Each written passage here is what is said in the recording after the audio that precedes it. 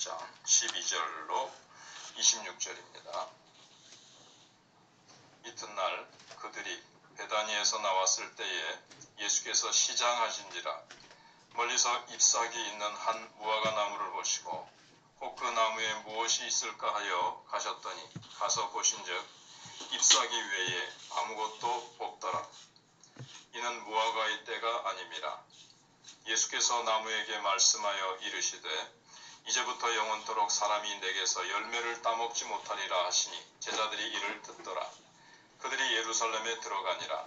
예수께서 성전에 들어가사 성전 안에서 매매하는 자들을 내쫓으시며 돈 바꾸는 자들의 상과 비둘기 파는 자들의 의자를 둘러 엎으시며 아무나 물건을 가지고 성전 안으로 지나다님을 허락하지 아니하시고 이에 가르쳐 이르시되 기록된 바 내 집은 만민이 기도하는 집이라 칭함을 받으리라고 하지 아니하였느냐. 너희는 강도의 소굴을 만들었도다 하시매 대제사장들과 서기관들이 듣고 예수를 어떻게 죽일까 하고 꾀하니 이는 무리가 다 그의 교훈을 놀랍게 여김으로 그를 두려워하밀러라. 그리고 날이 저물매 그들이 성 밖으로 나가더라. 그들이 아침에 지나갈 때에 무화과 나무가 뿌리채 마른 것을 보고 베드로가 생각이 나서 여짜오되 랍비여 보소서 저주하신 무화과 나무가 말랐나이다. 예수께서 그들에게 대답하여 이르시되 하나님을 믿으라. 내가 진실로 너희에게 이르노니 누구든지 이 산더러 들리어 바다에 던져지라 하며 그 말하는 것이 이루어질 줄 믿고 마음에 의심하지 아니하면 그대로 되리라. 그러므로 내가 너희에게 말하노니 무엇이든지 기도하고 구하는 것은 받은 줄로 믿으라. 그리하면 너희에게 그대로 되리라. 서서 기도할 때에 아무에게나 혐의가 있거든 용서하라. 그리하여야 하늘에 계신 너희 아버지께서도 너희 허물을 사하여 주시리라 하시니라. 아멘. 주제는 우리는 새로 심긴 나무이기 때문에 은혜에 합당하고 풍성한 열매를 맺어야 한다는 겁니다. 유대인들은 꺾이고 우리 이방인들이 새로 심겨지고 접붙여진 나무이기 때문에 이제는 구약시대처럼 율법에 의한 것이 아니라 우리는 은혜의 시대에 살기 때문에 이 은혜에 합당하고 풍성한 열매를 맺어야 된다는 겁니다. 그래서 이스라엘은 자주 구약성경의 포도나무나 무화과나무로 비유되곤 합니다. 주님께서도 무화과나무를 심은 사람의 비유로 이스라엘의 영적 상태를 이제 말씀하셨죠. 그래서 1년만 한 해만 더 참으소서 두릅하고 거름을 주고 제가 1년 동안 잘 키워보겠습니다. 그런 이제 비유를 하셨죠. 그리고 바울도 새 이스라엘 교회를 설명할 때 접붙임을 받은 감람나무로 그렇게 비유를 하셨습니다. 우리는 하나님께서 새롭게 심은 나무입니다. 그래서 열매 맺지 못한 무화과나무를 먼저 생각을 해보면 베다니에서 나왔을 때 시장하신 예수님께서는 잎사귀가 무성한 무화과나무를 발견하시고 혹 열매가 있을까 기대하면서 다가가십니다. 그러나 열매가 보이지 않자 나무를 향해 영원히 열매가 없을 것이라고 저주하십니다. 여기서 이제 사람들이 잘 오해하는 게 무화과 때가 아닌데 왜 가서 열매가 없다고 저주하시는가? 그것은 이제 무화과 나무가 2번 열매가 맺히죠. 처음에는 아주 조그마한 게 하나 열립니다. 그걸 따줘야 그 다음에 이제 나중에 몇 개월 후에 큰 열매가 이제 맺히거든요. 근데 예수님은 이제 큰 열매, 나중에 2번째 열리는 열매 말고 첫 번째 열리는 그 자그마한 열매를 시장하시니까 이제 따먹으러 가신 거예요. 그런데 그것마저 없더라는 겁니다. 그리고 첫 번째 열리는 무화과 나무는 열매는 지나가는 나그네가 아무나 먹어도 됩니다. 오히려 먹어주면 좋지요. 이게 돈을 들여서라도 일꾼을 사서라도 그 첫 번째 열매를 막 이렇게 따줘야 되거든요. 근데 지나가는 사람들이 막 이렇게 그건 아무나 따먹어도 이제 되는 그런 겁니다. 이걸 이제 모르면 예수님 이상하시다. 무화과 나무의 때가 아닌데 왜 또 가서 그 그걸 따먹으려고 하시다가 없으니까 또 저주를 하시나, 이상한 분이시네, 이렇게 오해하는 사람들도 있습니다. 성경을 잘 모르는 사람들. 아무튼 이 무화과 나무를 영원히 열매를 맺지 못하리라고 저주하시니까 그건 너무 가혹한 듯이 보이지만, 실은 무화과 나무가 상징하는 이스라엘을 향해서 심판을 선언하는 예언적인 행동입니다. 그래서 무성한 잎사귀는 외형적인 그 제사의식만 무성할 뿐 주님을 맞이할 준비가 되어 있지 않은 이스라엘의 상태를 지금 상징하고 있습니다. 열매 맺지 못한 이스라엘 백성들, 그들은 저주받은 운명에 처할 수밖에 없고, 그러면 우리 이방인들, 이 신약시대 때 우리 성도들은 이스라엘이 꺾여진 그 자리에 심겨졌기 때문에 이제는 우리는 좋은 열매가 기대되는 나무로 심겨진 겁니다. 입만 무성하고 삶에서 나타나야 될 믿음의 열매가 없다면 어떻게 되겠습니까? 그래서 우리는 이제 은혜 시대고 성령 시대고, 우리를 십자가의 보혈로 용서하시고 우리를 그리스도의 의로 우리를 덧입혀 주셨기 때문에 우리에게는 열매 맺을 수 있는 풍성한 은혜가 더해졌습니다. 그래서 우리는 열매를 맺어야 되는 하나님의 자녀들로 하나님께서 우리를 세워주셨기 때문에 정말 하나님께서는 이제 우리에게 열매를 기대하시고, 또 우리는 그 기대에 부응하여 열매를 맺어야 된다는 거죠. 그래서 어제보다는 오늘 더 성숙한 모습을 날마다 보여야 됩니다. 그 다음에 이제 두 번째로는 성전에서 드러난 이 이스라엘의 썩은 열매의 모습을 보여주고 있습니다. 예루살렘에 들어가신 예수님이 제일 먼저 성전을 방문하십니다.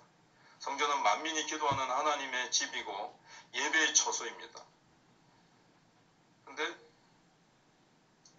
거기에 이미 온갖 장사치들에 의해서 점령당했고 이해관계가 복잡하게 얽힌 강도의 불혈이 되어 있는 겁니다. 그래서 주님께서는 매매하는 자들을 막 내쫓으시고 상과 의자를 둘러엎으시고 누구든지 물건을 들고 성전 안으로 지나다니지 못하게 하십니다.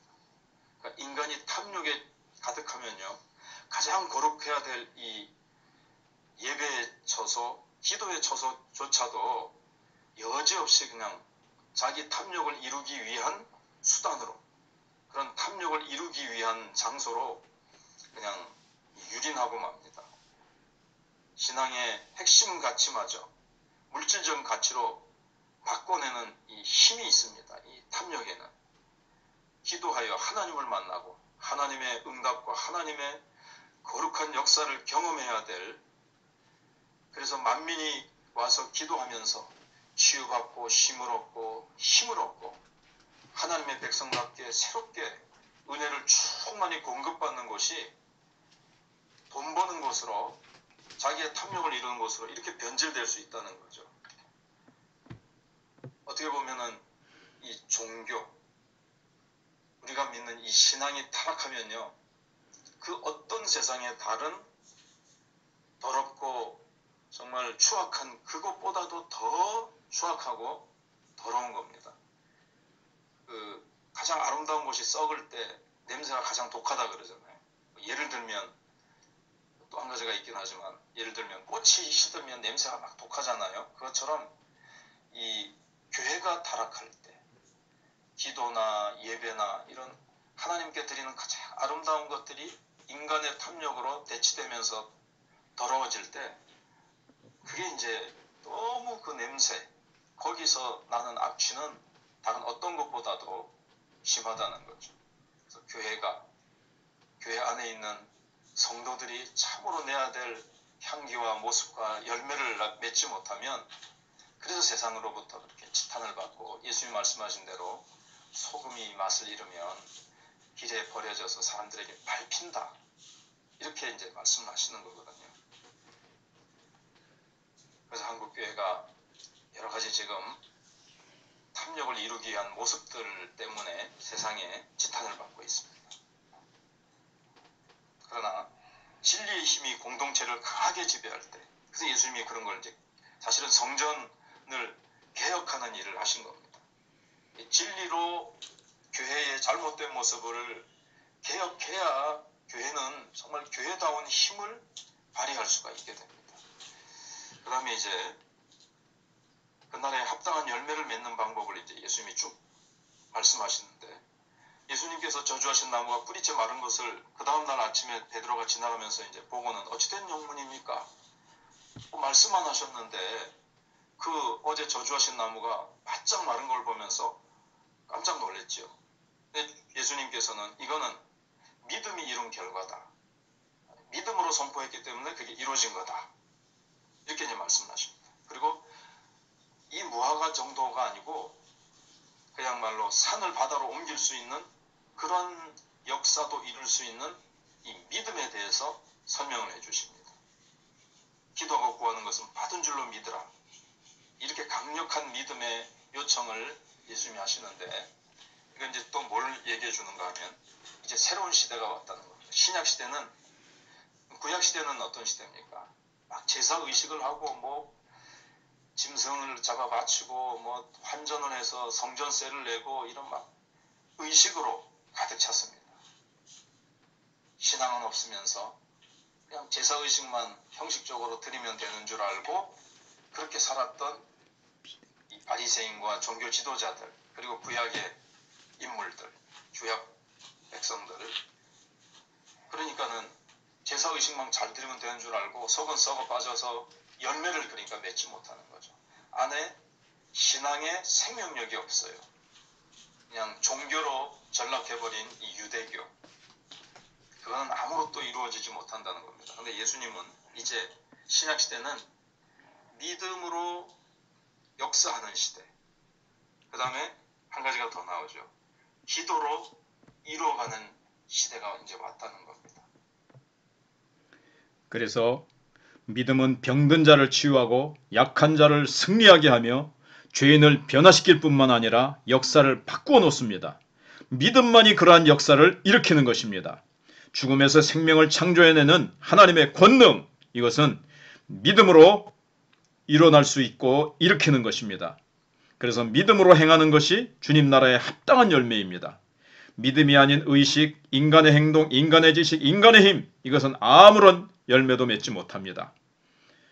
우리는 이제 신약시대를 사는, 은혜의 시대에 사는 사람으로서 믿음으로 행하고 믿음으로 기도하고 믿음으로 선포하며 믿음으로 열매 맺는 놀라운 하나님의 백성들이 되시기를 바랍니다. 열매 없는 무화성한 나무와 같은 대제사장들과 서기관들은 아무런 믿음의 역사도 만들어내지 못한 채 이전에 이권에 눈 멀고 무기력하기만 합니다. 주님의 새 백성들은 믿음으로 행하여 역동적인 삶을 창조해내시고 그 결과 교회와 세상을 변화시킬 수 있어야 됩니다. 그러한 놀라운 하나님의 백성들로 살아가시기를 주님의 이름으로 축복합니다. 아멘.